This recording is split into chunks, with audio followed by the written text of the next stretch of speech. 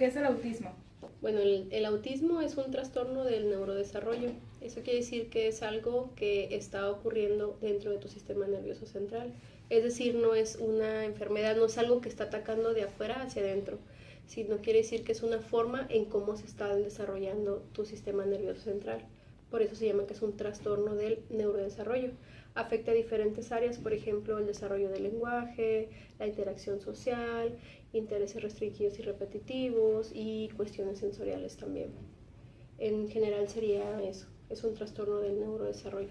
Quiere decir eso que también es algo que va a ir evolucionando y se va a manifestar de diferente manera en cada una de las personas que padezca este trastorno. ¿Son los tipos de autismo?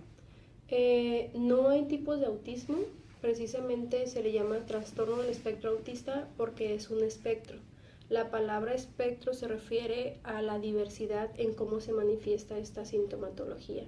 No existen tipos, no hay una clasificación de tipos. Si tú lo buscas en el DSM-5, es trastorno del espectro autista. Y cada niño que lo presente, cada persona que lo presente, lo va a presentar de diferente manera. Puede ser que haya personas que tengan como mucha sintomatología, es decir, afectadas todas las áreas a un nivel bajo, o puede ser que alguien tenga como pocas sintomatologías pero muy marcadas. Entonces no hay tipos, no hay una clasificación de tipos de autismo, eso no existe. Es autismo y es el espectro. Es decir, yo tengo autismo y entonces yo lo manifiesto de una manera particular.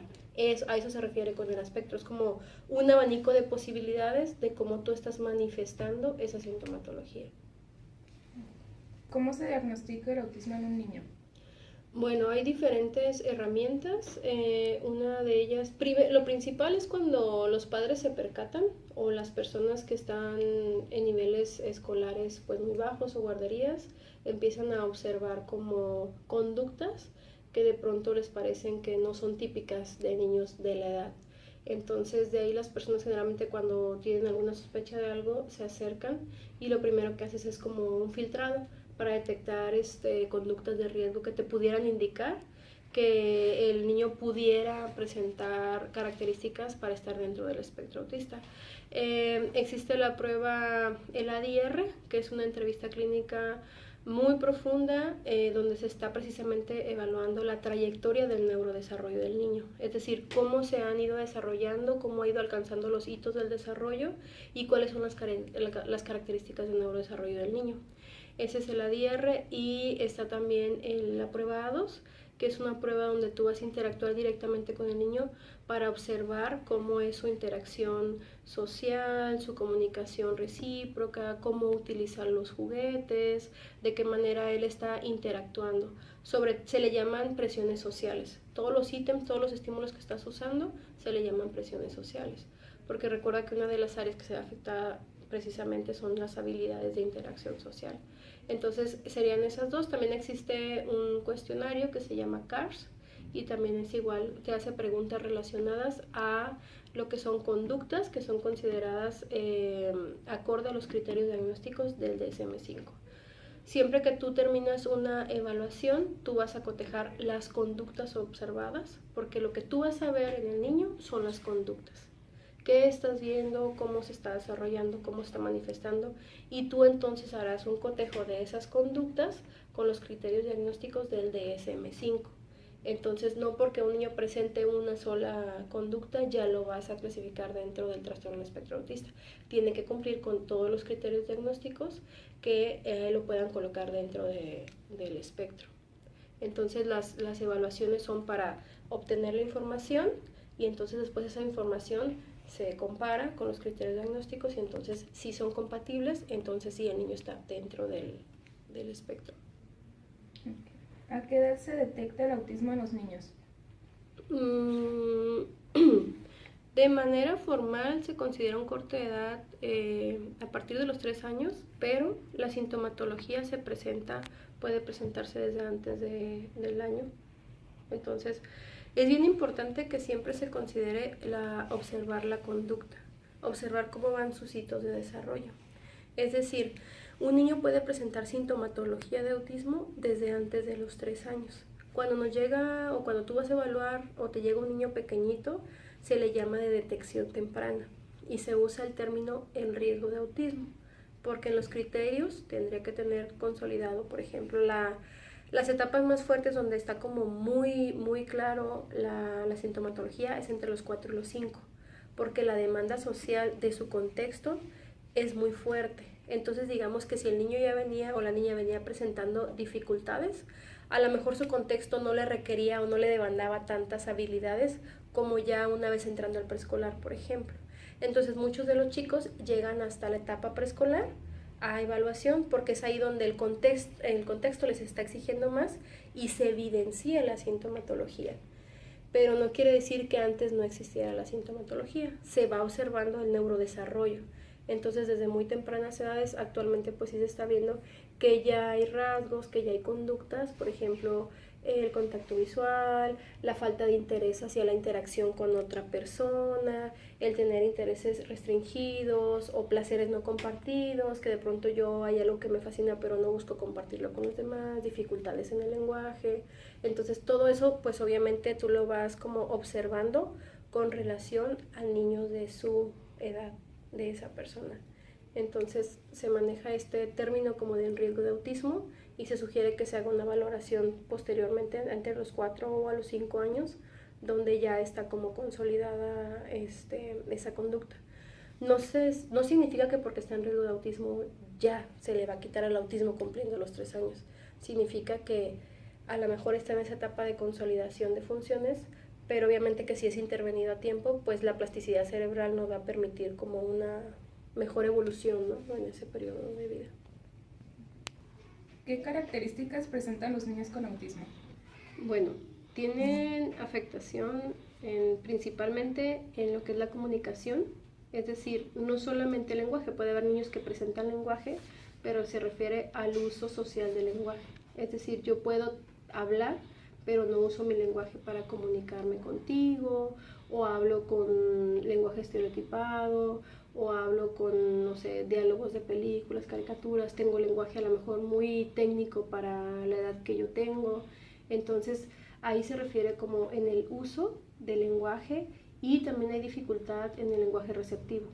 Dificultad para entender indicaciones, dificultad para atender al nombre. Es decir, hay una implicación en el lenguaje tanto de receptivo como expresivo. Esa es una área afectada. La otra es la interacción social, es la ausencia de la reciprocidad o disminución de la reciprocidad o falta de espontaneidad en lo que es la reciprocidad social. Es decir, tiene que haber un ir y venir en las interacciones, tanto a la hora de conversar como a la hora de un juego. El juego se ve también afectado en esa parte, o de pronto no saber cómo yo interactuar con los demás. Están las cuestiones de intereses restringidos. ¿Qué quiere decir esto? Que puede ser que a mí me interesen las letras y es lo único que me interesa. Puede ser que si tiene letras o si tu camisa tiene letras, a mí me interesa y yo me acerco, pero si no, yo no tengo interés. Puedo tener dificultad en todo, pero si me estás hablando de ese tema que a mí me gusta o si está ese objeto que a mí me gusta, entonces yo tengo como un interés inusual y restringido. Es decir, mi interés sobre ese objeto, sobre ese tema va a ser como muy, muy, muy elevado y va a ser restringido porque al parecer es lo único que a mí me puede como llamar la atención. Y en la otra área también hay dificultades sensoriales. Y el otro criterio es que todas estas características se tienen que presentar en los primeros años de vida. Es decir, si alguien estaba con un desarrollo regular y se presenta sintomatología, no sé, ya a una edad tardía, ya no estaría cumpliendo con ese criterio. Muchas veces hay chicos que llegan a evaluación ya grandes, a lo mejor 10, 15, hasta 20 años. No es porque no hayan presentado la sintomatología. Al momento que tú empiezas la evaluación y empiezas a hacer preguntas de edades tempranas, te das cuenta que ya había foquitos de alerta, pero para los padres no eran detectables, porque pueden ser personas que tengan alguna inteligencia promedio. Es decir, el autismo, las personas con autismo pueden o no tener una discapacidad intelectual. O sea, es independiente las habilidades intelectuales.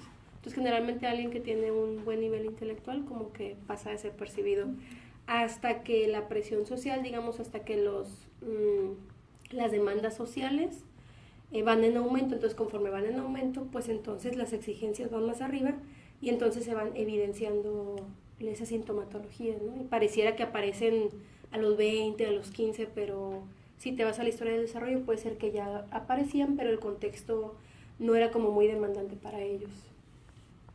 Okay. ¿Cuáles son las causas del autismo?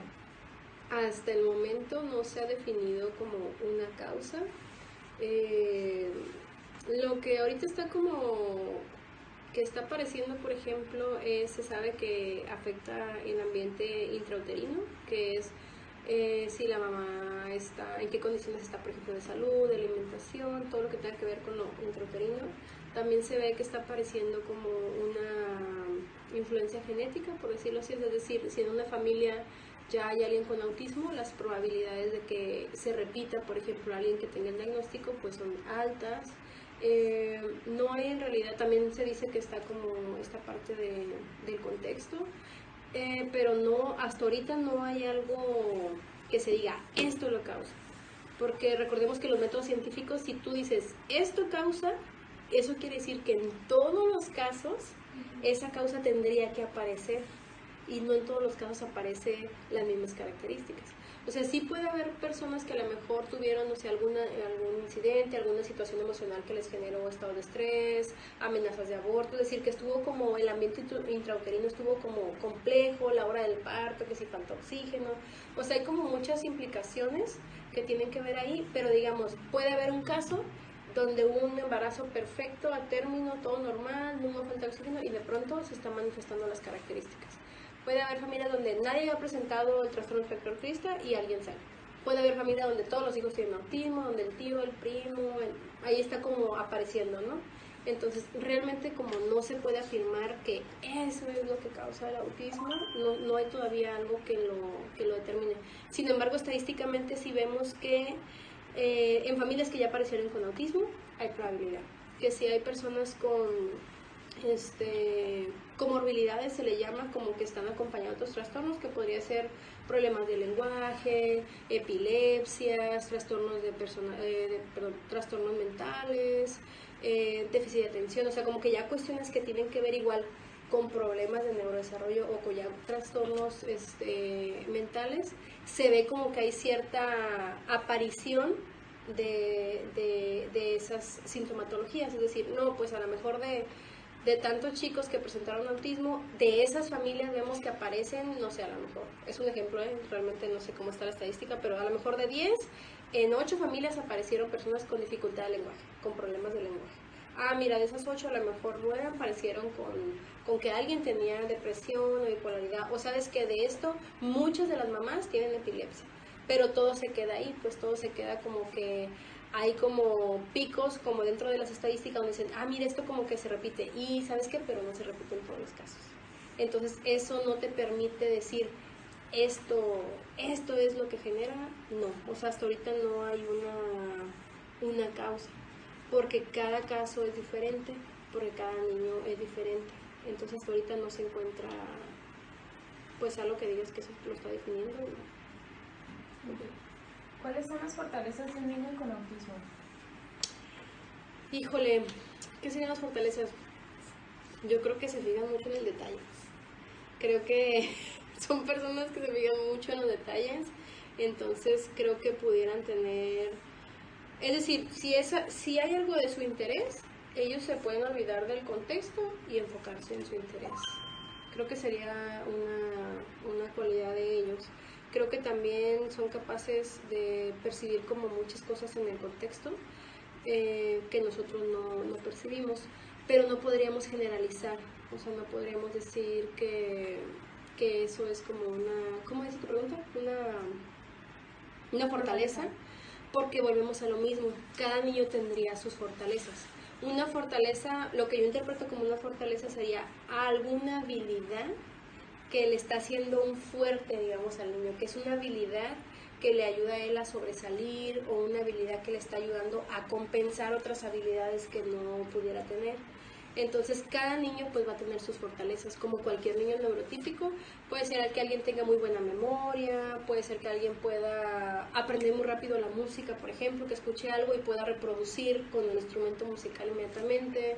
Puede ser que alguien se fije en los detalles y sea bueno como para construir cosas, personas que pueden hacer cuentas, ¿no? Como de manera muy sorprendente con dígitos muy largos. Entonces, aquí las fortalezas realmente tendrán que ver con las necesidades de cada niño. O sea, esa habilidad que tiene, ¿le está sirviendo para resolver sus necesidades en su contexto? Sí, eso es una fortaleza de ese niño. O sea, no podemos como decir, son las fortalezas de los niños con autismo, porque entonces los queremos como meter en un solo envase, ¿no? Y los niños con autismo, cada niño es totalmente diferente. Son personas con autismo, es decir, ellos tienen su personalidad, sus propias características, sus gustos, sus placeres, y aparte tienen un trastorno del neurodesarrollo que se llama autismo. Entonces, las fortalezas van a depender ahora sí que de las habilidades de cada niño y del contexto. Puede ser que un niño tenga una habilidad que en un contexto le favorece muchísimo y que esa misma habilidad en otro contexto sea como algo en contra de él, ¿no? Entonces, creo que esa sería mi respuesta. ¿Cómo es la vida que tiene un niño con autismo? Ay, la vida. Bueno, la vida en sí yo creo que es compleja para todos porque hay como muchas expectativas, ¿no? En general, como que cuando un papá tiene a un hijo, desde antes de tenerlo se va creando como ciertas expectativas y a veces ya hasta se imaginan como abuelos ellos, ¿no? O sea, estamos hablando de una proyección sobre la vida de otra persona, de la cual tú no vas a tener control. Entonces yo creo que la vida de los chicos con autismo de entrada inicia con cómo los papás están percibiéndolo a él. O sea, cómo el papá recibe un diagnóstico o cómo el papá decide venir a hacerle una evaluación porque nota dificultades. Entonces yo creo que desde ahí inicia, ¿no? Como que desde qué punto se va a parar el adulto que es responsable del niño. Como desde qué punto voy a empezar a trabajar. Voy a empezar a trabajar desde la decepción porque no era lo que esperaba. Voy a empezar a trabajar desde la frustración. Voy a empezar a trabajar desde el tengo que hacer algo, ¿no? Como desde la preocupación. Voy a empezar a trabajar con el niño desde pues yo estoy muy bien con mi niño, yo lo quiero mucho y yo voy a hacer todo lo que pueda. Desde ahí ellos van a empezar con una cierta guía, por decirlo así. Ya en cuestión de sus características, en México hay mucha discriminación en general, por el color de piel, por tu estatus social, por tu economía, por tu acento, cómo hablas, si eres del sur, si eres del norte, si eres... O sea, en general México es un país por tu orientación sexual, o sea, en México en general es un país con bastante discriminación. Y si junta la discriminación con la ignorancia, entonces es como una bomba, porque entonces tú dices, bueno, este niño se ve diferente, puedes pensar, ¿no? En su conducta. Porque hay que recordar que los niños con autismo físicamente no tienen ninguna característica en particular. O sea, tú me puedes ver por fuera, yo me veo regular, pero en mis conductas tú puedes observar algo distinto. Entonces, yo creo que es una lucha permanente de los papás, como porque las personas no los discriminen. Creo que también es un trabajo de por vida porque es una condición de desarrollo. No es como que vienes a terapia y te curas. Vamos a empezar a trabajar la sintomatología, vas a aprender todo lo que tengas que aprender, todo lo que puedas aprender, pero va a ser un trabajo de por vida porque cada etapa va a ser diferente, ¿no? Entonces yo diría que una cosa es cómo lo afrontan los cuidadores de la persona, cuáles son las características del chico o la chica, es decir, sus habilidades intelectuales, sus cuestiones sensoriales, si le molestan, por ejemplo, si es hipersensible, va a ser como muy sensible a sonidos que a lo mejor a nosotros son cotidianos, pero a ellos les molestan.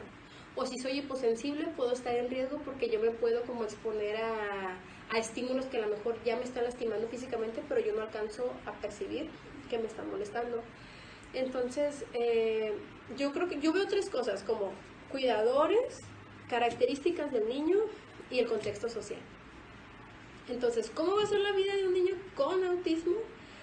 Pues realmente va a depender no solamente de él, de sus características, va a depender de sus cuidadores, que son las guías y los que le enseñan, y va a depender del contexto social.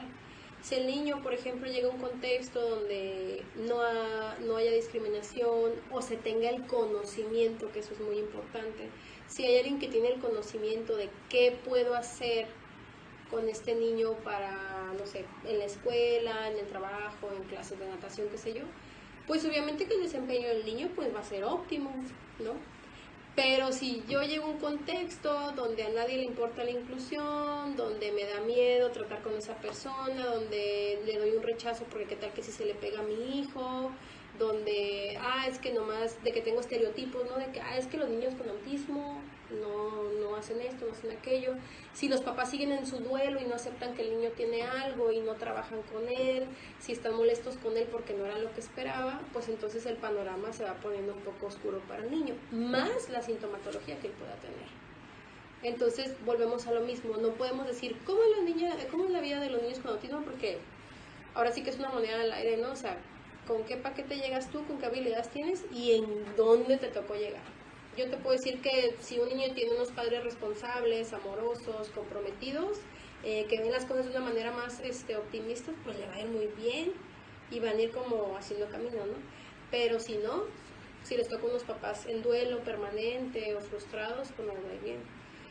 Y en las escuelas o en contextos sociales, pues, híjole, depende mucho. Más allá de la ignorancia, es la disponibilidad. Hay personas que pueden no saber nada de autismo, pero tienen la disponibilidad y tienen como esa iniciativa de tratar a todos por igual, aunque no tengan menor idea de qué es el autismo. Entonces, yo creo que eso es básico, ¿no? La discriminación es algo que frena mucho el desarrollo social en general de cualquier persona. ¿Cómo manejan el tratamiento a un niño con autismo? Bueno, el tratamiento va totalmente ligado a la evaluación. O sea, si tú haces primero, te llega la persona, trabajas primero, sacas toda la información que necesitas, corroboras que tiene autismo, porque una evaluación no es para decir que tiene autismo, una evaluación es para corroborar o descartar. Entonces, inicias evaluación, corrobora datos, ok, si es un positivo, es decir, si tiene autismo, entonces verás cuáles son las características de ese niño y qué áreas son las más primordiales trabajar. Lo primero, antes de trabajar lo académico, son sus conductas, que sean conductas que le permitan trabajar, o sea, los repertorios básicos, que él pueda esperar, que él te pueda atender, que él pueda seguir una instrucción pequeña, que él pueda, por ejemplo, que logre entender que inicia algo y termina algo, que hay cierta estructura en las cosas, que hay espacios donde sí se puede hacer algo y donde no se puede hacer ese algo. Es decir, antes de brincarnos a llenarlos con contenido académico, porque es una preocupación de los papás, ¿va a poder ir a la escuela? ¿Se va a poder casar? No sé, volvemos a lo mismo, ¿no? ¿Qué tan lejos está yendo? A ver, vamos a pensar cuáles son las necesidades de ese niño ahorita. Ahorita que tiene 5, ahorita que tiene 3, ahorita que tiene 12. ¿Sí? Por ejemplo, si un niño tiene 2 años, no le voy a poner a enseñarle las vocales, no lo necesita. Necesita tener un juego compartido, por ejemplo. Entonces, realmente el tratamiento va dirigido a la necesidad de cada chico, a la necesidad de su etapa de desarrollo, lo que yo haría eso como psicóloga. ¿Qué métodos utilizan las terapias? Métodos. Bueno, lo que más tenemos que tener en cuenta es que los chicos tienen dificultades para entender la información verbal. Es decir, todo lo que entra por su estímulo auditivo se les dificulta decodificar. De las primeras herramientas son que tú tienes que utilizar apoyos visuales, lo mayormente visual que tú puedas. Cualquier instrucción que tú des tiene que ir acompañado de algo visual. Tu lenguaje corporal también son cosas que él puede percibir, la forma en cómo tienes ordenado el contexto también. Es decir, tú tienes que estructurar el contexto para que sea más sencillo para él recibir y asimilar la información. Ellos reciben mucha información, ellos captan mucha información a gran velocidad. La dificultad que muchos de ellos tienen es a la hora de acomodar esa información. ¿Sí? Tú puedes recibir la información de afuera, pero si tú no le das un sentido a esa información, no es nada. O sea, yo puedo decir, tú estás enfrente de mí, pero si yo no sé ni cuál es mi enfrente, ni cuál es mi atrás, ni qué me estás preguntando, pues yo aquí me atoro y ya no avanzo. Entonces, lo primero que tenemos que hacer es organizar el contexto, hacer una estructura, que esté todo muy organizado para que sea muy evidente lo que yo estoy esperando de ti en este contexto. Y en general lo que nosotros trabajamos son lo que son las agendas visuales, que es tú organizas y estructuras actividades, pero con imágenes. Es decir, si yo voy a trabajar los materiales, le tomo foto a mi material y entonces yo ordeno los materiales. Entonces siempre tienen que tener en cuenta que la información que ellos más rápido digieren, que le dan sentido y que pueden entenderla con mayor facilidad, es lo visual. Entonces todo lo que son esquemas, indicaciones visuales, fotografías, pictogramas, todo ese tipo de cosas, a ellos les va a facilitar asimilar la información, ¿ok?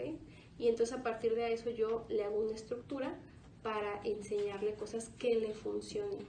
Todo lo que tú le vayas a enseñar tiene que funcionarle a él para su etapa en la que está de desarrollo. Es decir, si tú le pones a enseñarle algo que no le sirve, pues como cualquiera de nosotros, pues ¿para qué lo hago si no me sirve? Si tú le empiezas a enseñar cosas que a él le sirven y le funcionan, se va a consolidar más rápido ese aprendizaje. Ahora, muchos de los chicos con autismo pues son repetitivos y rutinarios. Entonces no es algo como que tú se los vas a quitar, pero tienes que aprovechar eso a su favor. Entonces tú le puedes enseñar rutinas que les favorezca a ellos en su desarrollo, en sus necesidades de la vida cotidiana. Y eso también lo vas a trabajar con lo que son las agendas visuales y apoyos visuales. Es lo que podrías trabajar con ellos. ¿Cómo se puede ver afectada la familia con un diagnóstico positivo sobre autismo? Pues yo creo que dependiendo de las expectativas que los padres tienen. Yo creo que volvemos a lo mismo si alguien desde que está embarazado o los papás están embarazados, están esperando, ellos hacen ciertas proyecciones a futuro, muy a futuro. Entonces, ¿cómo nos afecta? Bueno, que si yo ya tengo una planeación muy a futuro, de pronto tengo que borrar todo eso, tengo que aceptar que las cosas no son como yo esperaba y entonces tengo que hacer ajustes a lo que yo esperaba y ajustes a mi propia vida. Entonces, en ese lapso, pues es un lapso de duelo, porque tú ya tenías visualizado algo y entonces ahora lo perdiste y ahora tienes esta otra situación. Entonces, les afecta, híjole, es que depende también de cada papá. O sea, puede haber hasta divorcios por cuestión de que no hay involucramiento, por cuestión de que se le carga más la mano a una persona que a otra, porque no hay participación de una de las dos partes en la pareja, porque el niño realmente requiere muchísimo apoyo y de pronto hay la fatiga, ¿no? Como esto es lo que dicen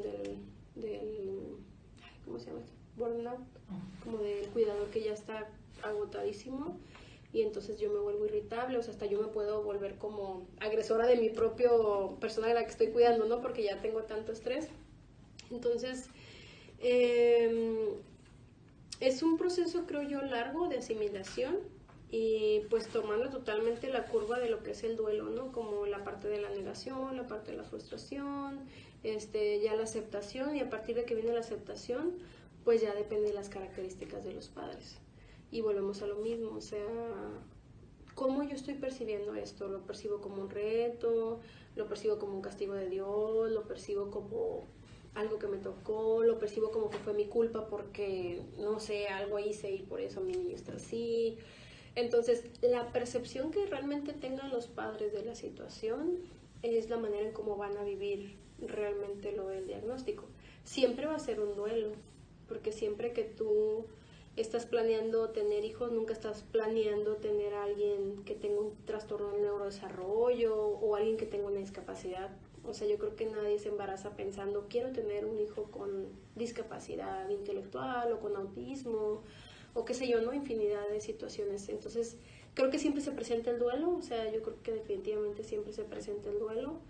Sin embargo, ¿cuánto tardo yo en el duelo? ¿De qué manera salgo del duelo? ¿Qué pasa después de mi etapa de aceptación? ¿O qué tanto tarda? Eso ya es dependiendo de las características, hasta de resiliencia, ¿no? De cada familia. Pero si es un ajuste en el sistema, sí es fuerte. ¿Se asocia el autismo con otros trastornos? Sí, hay comorbilidad con déficit de atención con hiperactividad, con déficit de atención. En muchos de los casos, como un 50% no desarrollan lenguaje, déficit intelectual.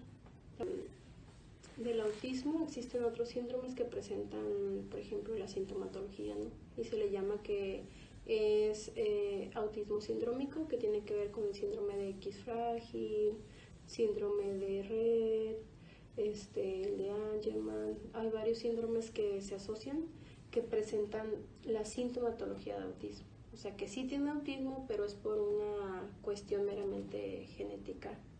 Entonces, ahí lo importante, por ejemplo, cuando son por síndrome, porque ahí sí hay características físicas, es ver también qué sintomatología va a generarle ese síndrome. Porque entonces los síndromes generalmente sí traen como ya cuestiones biológicas, ¿no?, implicadas. No sé, dificultades en metabolismos, cuestiones ya biológicas, pues. Entonces ahí también hay que monitorear al chico, no solamente de las cuestiones conductuales del autismo, sino también que haya un monitoreo médico para pues que su salud física esté como trabajada, ¿no? Porque sí sería algo medular en su tratamiento. ¿El autismo necesita medicación? No hay un medicamento para el autismo porque volvemos a lo mismo, que es un trastorno del neurodesarrollo. Eso quiere decir que es la forma en cómo se están desarrollando tus procesos mentales. Es decir, la forma en cómo tú estás percibiendo, la forma en cómo tú planeas las cosas, la forma en cómo tú organizas la información. Esos son procesos mentales. Sin embargo, pues obviamente que si un chico tiene problemas de ansiedad o tiene problemas de hiperactividad, trastornos del sueño que están acompañando a lo que es el autismo, entonces sí pues se refiere al área médica, que sería ya un psiquiatra o un neuropediatra, y entonces ellos como médicos son los que determinarían si el chico requiere un tratamiento farmacológico, pero para esas situaciones en particular, porque no hay un medicamento que cure el autismo. O sea, si no se ha encontrado el origen, pues no, tampoco va a haber un medicamento que diga, ¿sabes qué? Como el origen es por cuestiones de neurotransmisores, entonces darle tal medicamento para que haya una regulación. No lo hay. Entonces, a veces hay una confusión porque dicen, es que mi niño tiene autismo y le dieron tal medicamento y ha mejorado. Sí, mejoró porque aparte del autismo tenía hiperactividad y pues le dieron su medicamento para la hiperactividad, ¿no? Entonces ahí mejora, pero el autismo no se medica. ¿Cuál es la incidencia del autismo?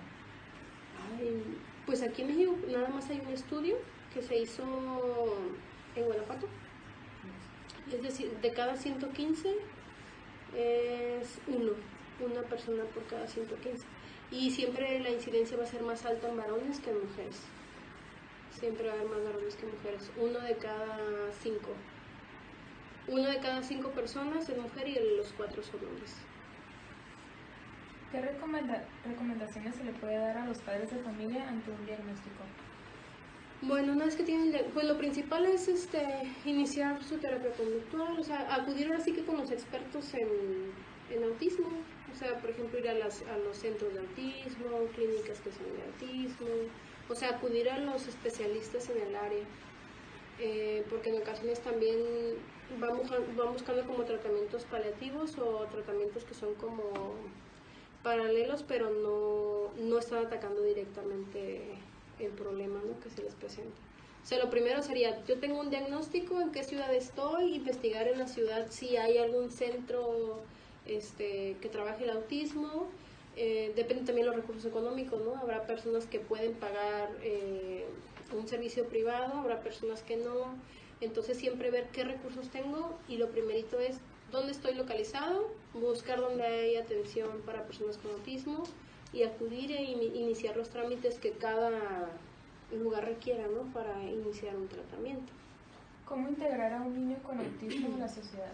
La inclusión sería informarse, o sea, sería la sensibilización, ¿no? Primero te voy a sensibilizar para ver si tú te interesas más en el tema. Y entonces cuando tú estés sensibilizado vas a tener una apertura para recibir información sobre el tema. Ok, estás sensibilizado, ya recibiste información, entonces ahora lo que queda es, ¿qué voy a hacer yo con esa información para desde mi lugar de trabajo o desde mi casa o desde mi colonia o desde mi familia, cómo yo hacer para realmente no generar acciones de discriminación? Porque básicamente sería eso, o de exclusión, ¿no? Entonces, mucha gente a veces se capacita, ¿no? Llega a la semana del autismo y todo el mundo viene a las pláticas, a los cursos, o las instituciones van y capacitan a los empleados de una escuela o de servidores públicos. Pero si tu información vas, la recibes y la guardas, pues ahí está bien. Entonces, yo creo que sería la información, pero con la sensibilización y que yo desde mi lugar donde yo trabaje o donde yo me mueva, donde sea mi dinámica, yo poder hacer las modificaciones para que esa persona con autismo pudiera como sentirse más tranquila, más segura, que yo pudiera tener las herramientas para decir, ¿sabes qué? Ya me di cuenta que tal, no sé, me imagino en la escuela, ¿no? Es que este niño tiene sintomatologías. Yo no soy psicóloga, yo no puedo intervenirlo porque yo soy la maestra, pero ¿sabes qué? Aquí tengo la información de a dónde canalizarlo. Es decir, no solamente es dar la difusión, sino tener la información y usarla. Yo creo que sería básico usar la información que tú tienes sobre autismo y entonces poder también entender cuáles son tus limitaciones. Por ejemplo, si yo soy psicóloga, yo me voy a enfocar a la terapia, pero yo no le puedo dar medicamentos a la persona. Pero es mi responsabilidad saber o tener una agenda de cuáles son los psiquiatras a lo mejor de la ciudad de Tijuana, o cuáles son los centros de autismo que hay aquí en Tijuana, o cuáles son las escuelas que tienen apoyo de USAER o CAED. ¿Por qué? Porque no es mi área, pero tengo la información para yo poder, digamos, contribuir a que este chico se vaya o esta chica se vaya integrando. Entonces yo creo que sería como lo básico, información y el uso de la información. ¿Por qué se considera tabú este tema? Es tabú todo lo nuevo o todo lo diferente. O sea, todo lo diferente siempre es tabú. Y aparte si le sumas lo que hacen los medios de comunicación, es como se consolida el tabú, ¿no? Generalmente es como de, es que son bien extraños, es que se aíslan, es que están en un rincón, es que son muy inteligentes. No todos son igual. O sea, y las personas tienen esas ideas a partir de, no sé, de programas de televisión, de películas, o sea, realmente no se informan con los expertos en el área. Entonces, de entrada, ser diferente para la gente va a ser tabú, por lo que sea, no solamente por un trastorno, por discapacidad, o sea, verte diferente, diferente a los demás, siempre la gente es como, es así como de ver, ¿por qué tú te ves diferente, no? Y el tabú pues entra a partir de todo lo, yo considero que a partir de los medios de comunicación sí tienen como mucha influencia. Y aparte, como culturalmente sí es como, nos gusta hablar muchas cosas por debajo de la mesa, ¿no? En lugar de realmente preguntar o realmente tratar de comprender, como que no nos importa comprender, nos importa el morbo, ¿no? Entonces, en lugar de buscar información para comprender, es el morbo de, ya viste que la vecina tiene, sí, es que fíjate, y dicen esto, y dicen aquello, y lo que la gente dice, pero no me interesa conocer.